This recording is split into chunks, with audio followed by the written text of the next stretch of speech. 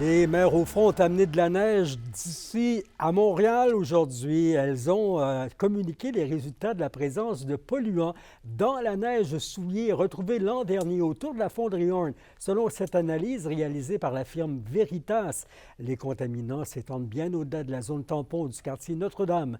Kimberly Hall. Les résultats confirmeraient que la présence de contaminants dans la neige est élevée sur tout le territoire urbain de Rouyn-Noranda. La neige recueillie en novembre 2022 et mars 2023 indique qu'une quantité élevée de contaminants irait jusqu'à la rive sud du lac Ossisco, ce qui est à environ 2 km de la fonderie Horn et même plus loin dans la province. On voit des contaminations importantes d'arsenic, de plomb, de cadmium, de nickel. En fait, ça, c'est les 3 métaux métalloïdes qu'on a fait analyser dans une firme accréditée, donc un bureau d'analyse accrédité de Montréal.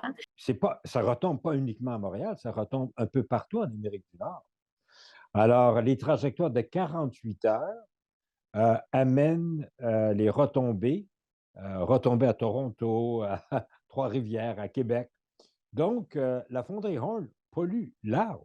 Selon la firme Veritas, la raison pourquoi cette poussière stagne sur le sol plus longtemps en hiver, c'est que contrairement aux autres saisons, les polluants s'accumulent sur la neige au lieu de se disperser avec la pluie et le vent. Mais ce qui tombe sur la neige reste dans la neige, parce que c'est emprisonné dans la structure cristalline de la neige. Alors, quand la neige fond au printemps, ça laisse au lieu de fondre un sol très contaminé. On appelle ça le choc toxique au printemps.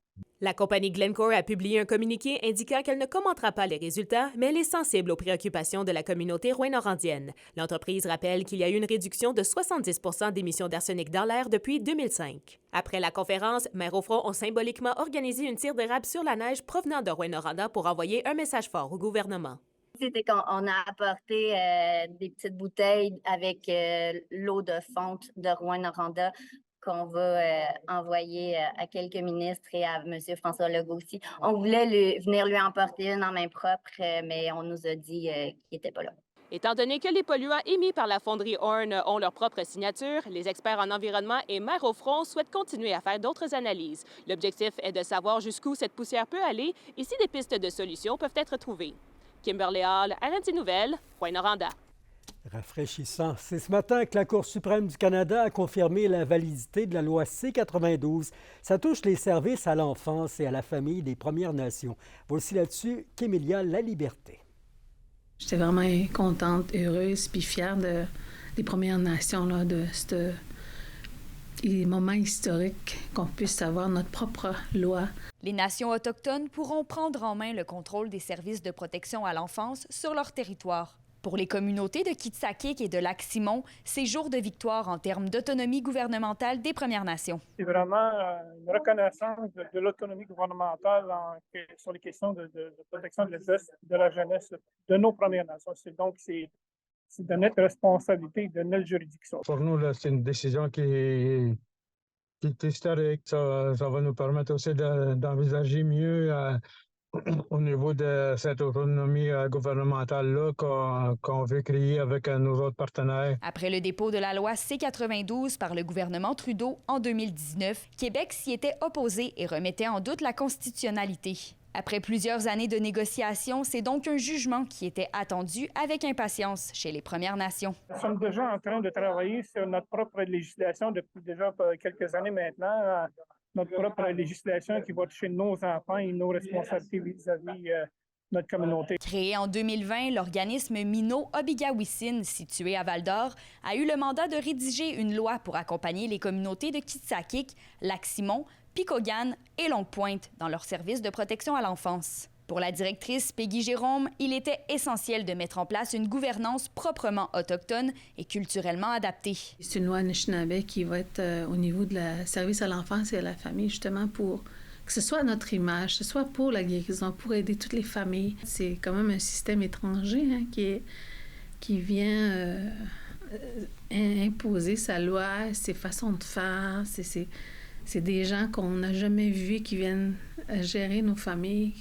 C'est plus rassurant de voir ton propre monde venir intervenir chez vous. Mino-Obigawisin va donc poursuivre ses consultations avec les 4 communautés Anishinaabe de la région et compte déposer son projet de loi en hiver 2025-2026. Kémilia La Liberté, RNC Nouvelles, Val-d'Or. Les températures douces ont eu raison d'activités hivernales, cette fois à La Sarre. Les glissades au club de golf BT, les sentiers de ski de fond et la patinoire extérieure de la 12e avenue sont fermés. On vous l'indique jusqu'à nouvel ordre. Surveillez la météo tantôt. Québec octroie plus de 2 millions de dollars pour intégrer des activités culturelles dans le parcours éducatif des jeunes au Québec. 96 projets seront développés. Ça devrait permettre environ 30 000 jeunes à travers la province de participer à davantage d'activités culturelles, ça dans toutes les régions.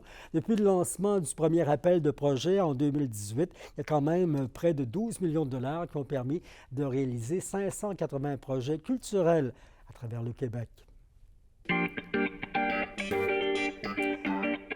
Cependant, le carnaval de Sainte-Germaine-Boulay aura lieu toute la journée, toute la soirée et toute la fin de semaine. Frank Côté, il présente ce soir un spectacle hommage à Carl Tremblay, des Cowboys fringants, décédé l'automne dernier. Samedi, dimanche, bien des activités, le patinage avec le bonhomme carnaval, des parties d'hockey amical et la lecture d'histoire par Marlène Bégin.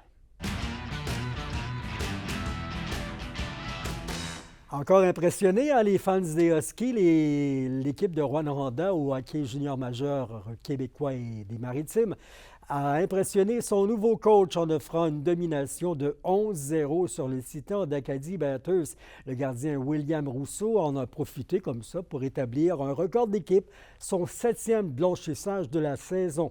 Samuel Savoie a ouvert pour les compteurs avec sa nouvelle équipe avec 2 buts. Sans même avoir participé à l'entraînement, Steve Hartley, le nouveau coach, récolte un premier gain à la barre de sa nouvelle formation. Et ce soir, au tour des Foreurs, à Val-d'Or de recevoir le Titan. Il s'agit du 2e et dernier duel entre ces deux formations. Acadie Bathurst avait quand même remporté la première rencontre 5-0 plus tôt cette saison. Ils sont capables de blanchir eux aussi. Pour les Foreurs, c'est un premier match en près d'une semaine. Les hommes de Maxime Desruisseaux n'ont pas disputé de rencontre depuis la semaine dernière. Le Vert et Or recherche une première victoire à domicile cette année. Le dernier gain au centre à Nico Eagles, c'était le 16 décembre. De leur côté, les Forestiers d'Amos sont sur la route en fin de semaine pour 2 matchs contre le Phénix du collège Esther Blondin. Amos renoue avec ses adversaires de la semaine dernière, qu'ils avaient vaincu 4-3 en tir de barrage avant de perdre 4-0 le lendemain. Les 2 rencontres de cette semaine sont prévues demain à 19h et dimanche à 13h30. Les hommes de Chandelenoux pointent présentement 3e de la division CCM dans le Midget 2A, 12 points devant le Phénix et à 1 point du Rousseau Royal de Laval-Montréal au 2e rang. Et le championnat de ski alpin de la CEMAC a lieu quand même malgré le temps doux au centre de plein air à Rouyn-Noranda. Ça se transporte demain pour les équipes du Saguenay, de l'Est du Québec, de la Mauricie, de la Côte-Nord et de l'Abitibi. Du côté de Barrault, au U14 et U16, il y avait une descente de slalom géant aujourd'hui. Ça s'est bien passé pour la plupart des athlètes. Dimanche, donc, au Mont-Vidéo, on s'y retrouve. De la pluie et de la neige pour la fin de journée et la nuit prochaine. On parle aussi de brouillard et des vents en rafale du sud-ouest à surveiller.